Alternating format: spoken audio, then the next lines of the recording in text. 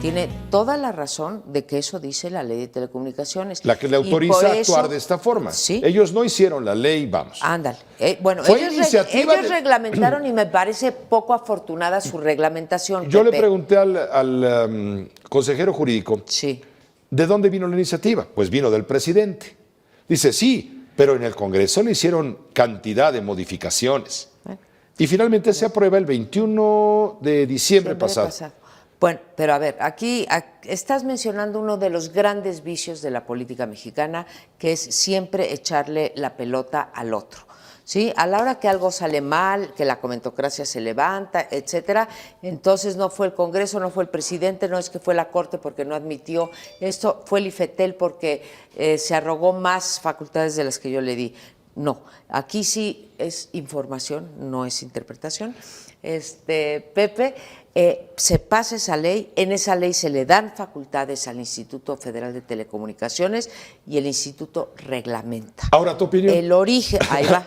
Sí, pues hay que diferenciar, ¿no? Hay un vicio de origen, lo digo claramente.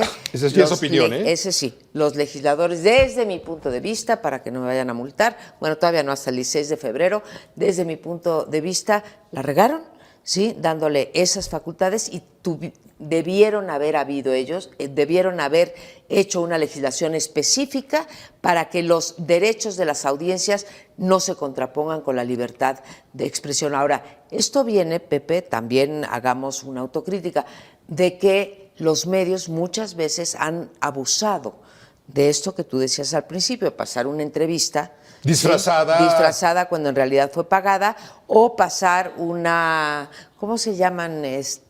Digamos, pasar una publicidad para un partido político en donde no te queda claro si es noticia porque está seguida del noticiero, ¿sí? Si es noticia y en realidad no, en realidad era un anuncio pagado, ¿no?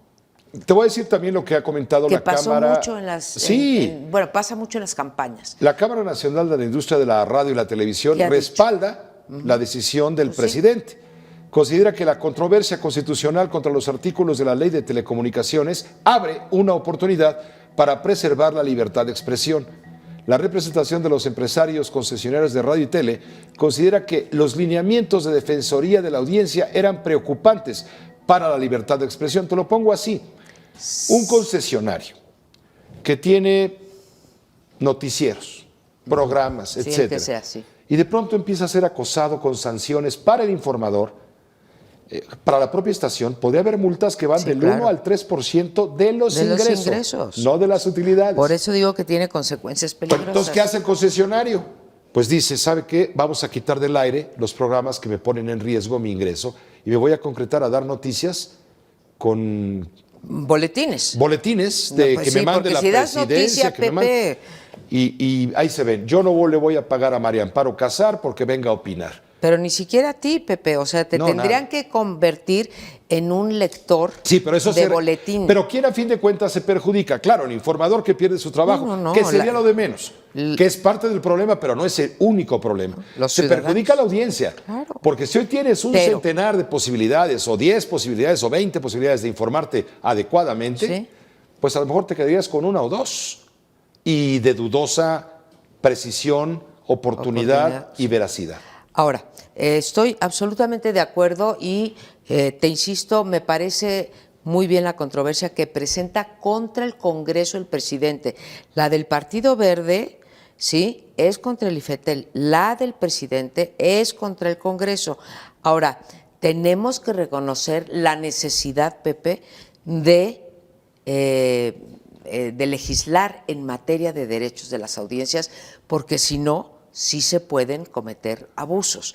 Y nuestro país está lleno de abusos por parte de los ciudadanos, los concesionarios, los políticos, el presidente y no está el presidente contra la ley de defensa de las audiencias. No. Ojalá. Está en contra de las facultades que el Congreso, de manera extraconstitucional, le dio al IFT para regular toda esta cuestión.